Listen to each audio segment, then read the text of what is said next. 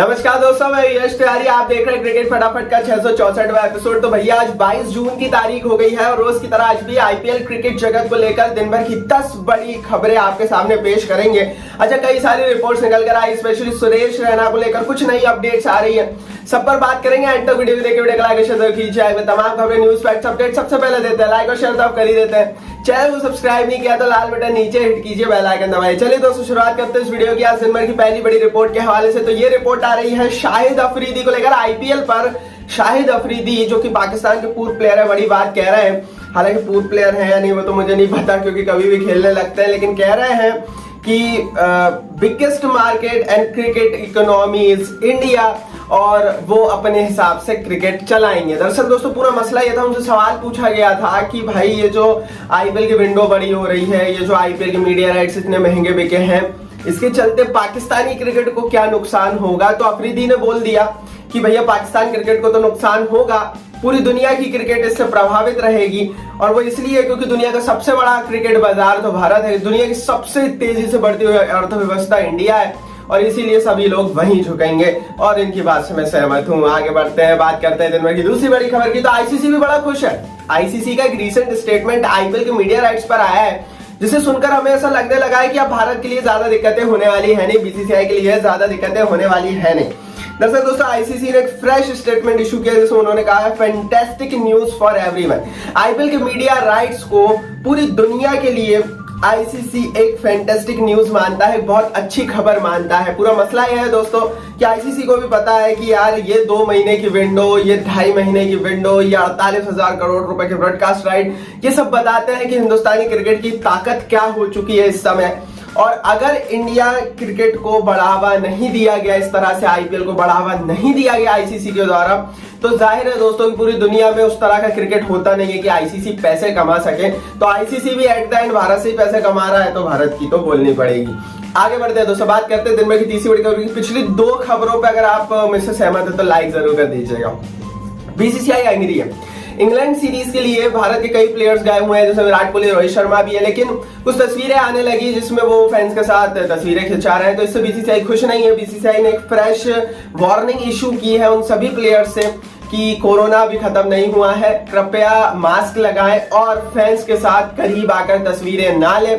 ये बात जरूर है दोस्तों कि कोई बायोबबल नहीं है वहां पर इंग्लैंड टूर पर, लेकिन ये बात भी जरूर है कि कोरोना के मामले आ रहे हैं। ये बात जरूर है दोस्तों कि अगर आप पॉजिटिव हो जाते हैं तो भी सीरीज नहीं रुकेगी, लेकिन अगर विराट, रोहित जैसे प्लेयर पॉजिटिव होते हैं तो भारत को टेस्ट मैचेस में और बाकी के मैचेस में बड़ा नुकसान होगा, क्योंकि वो खेल नहीं पाएंगे।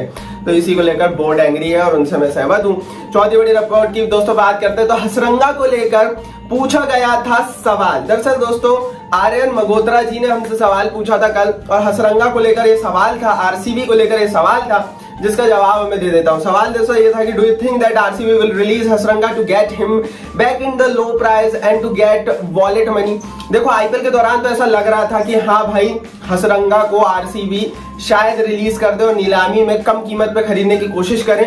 लेकिन यार देखो मगोत्रा जी, मैं तो एक चीज बोलता हूं कि अब कंडीशन ये है ना कि आपके पास प्लेयर्स उतने हैं नहीं मिनी ऑक्शंस में भी, so you have to stick on your previous players. ये बात भी जरूर है कि हसरंगा प्रदर्शन बहुत अच्छा आया था हसरंगा का। हाँ, हर्षल पटेल हो गए या फिर मोहम्मद सिराज हो गए, इन पर एक बार रिस्क लिया जा सकता है। बट अब मुझे ऐसा लगता है कि जो परिस्थिति है फॉरेन स्पिनर्स की, हसरंगा पर रिस्क आरसीबी नहीं लेगी, क्योंकि यार 10 करोड़ के समथिंग के हसरंगा है। आप उन्हें रिलीज भी कर देंगे तो भी आपको मैक्सिमम कम से कम भी 7-8 करोड़ में तो लेना ही पड़ेगा। हाँ, अगर ऐसा होता कि हसरंगा को रिलीज करने के बाद वो नीलामी में 1 या 2 करोड़ में मिल जाते आरसीबी को, तो वो अच्छा होता।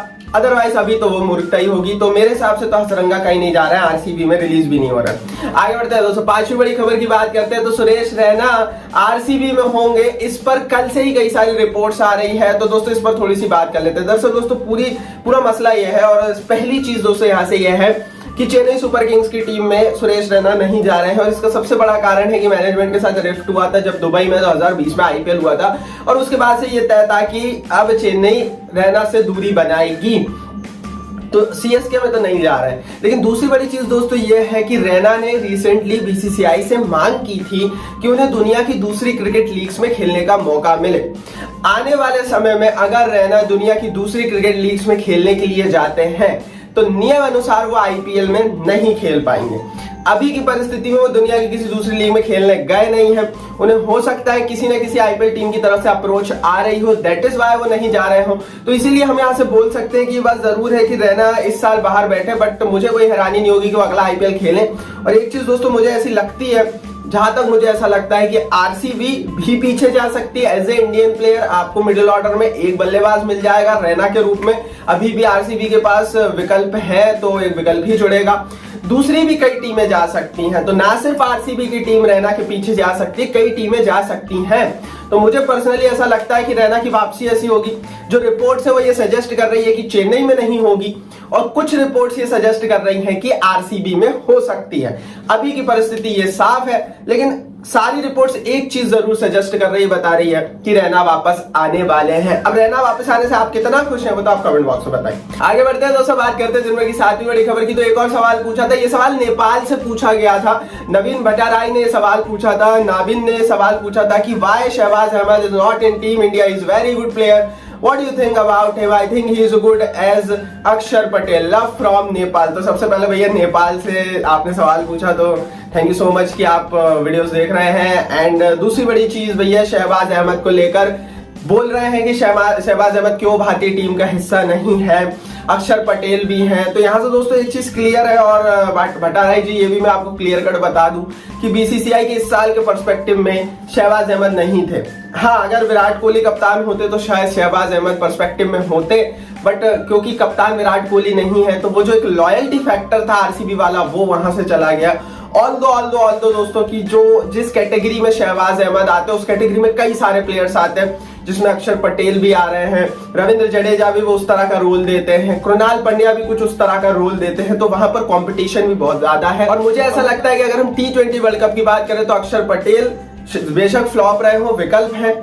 आपके पास जड्डू भी वहां पर एक विकल्प बनते हैं, आपके पास कृणाल पंड्या भी वहां पर एक विकल्प बनते हैं, आपके पास दीपक हुड्डा भी वहां से बॉलिंग कर सकते हैं। तो एक काइंड ऑफ बैट्समैन ऑलराउंडर वाला जो फील है वो भी देते हैं। तो मेरे हिसाब से कंपटीशन उस लाइन में थोड़ा सा बड़ा है, and that is why Shahbaz Ahmad को जगह नहीं मिल रही है। आगे बढ़ते हैं दोस्तों, बात करते हैं कि आठवीं बड़ी खबर की। तो आयरलैंड सीरीज के ब्रॉडकास्टर्स का हो चुका है ऐलान।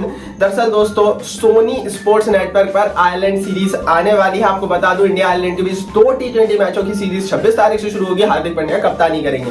9वीं बड़ी खबर की बात करते हैं तो भैया आयरलैंड सीरीज की टाइमिंग्स का भी हो गया है ऐलान। अब सोनी स्पोर्ट्स पर तो आएगी, लेकिन शाम को 9 बजे रात में मैचेस शुरू होंगे जो कि 12-1 बजे तक चलेंगे। टाइमिंग के हिसाब से दोस्तों 9 बजे मैचेस शुरू होने वाले हैं और वो रात को 12 बजे तक हिंदुस्तान में सोनी स्पोर्ट्स चैनल पर दिखाए जाएंगे। 10वीं बड़ी खबर की बात करते हैं तो भैया कैफ ने बताया है, बड़ी बात बताई है। बोला है कि उमरान मलिक के सिलेक्शन नहीं होने का कारण राहुल द्रविड़ है। भारतीय टीम में सेलेक्ट होगा स्क्वाड में, लेकिन टीम इंडिया में प्लेइंग 11 में खेल नहीं पाए, तो राहुल द्रविड़ शायद उनको टीम इंडिया में रशियन नहीं करना चाहते। ये कैफ बोल रहा है, आप इस पर अपनी राय दीजिए। थी दिन में की 10 बड़ी खबरें। कमेंट बॉक्स में बताइए कौन सी खबर अच्छी लगी, कौन सी नहीं, और क्यों यूट्यूब कमेंट बॉक्स आपके लिए दिया, कमेंट जरूर कीजिए। आप भी सवाल पूछिए भाई, कल आपका सवाल का जवाब देंगे वीडियो में। नीचे सवाल पूछिए। चैनल को सब्सक्राइब नहीं किया तो सब्सक्राइब करके बेल आइकन दबाइए।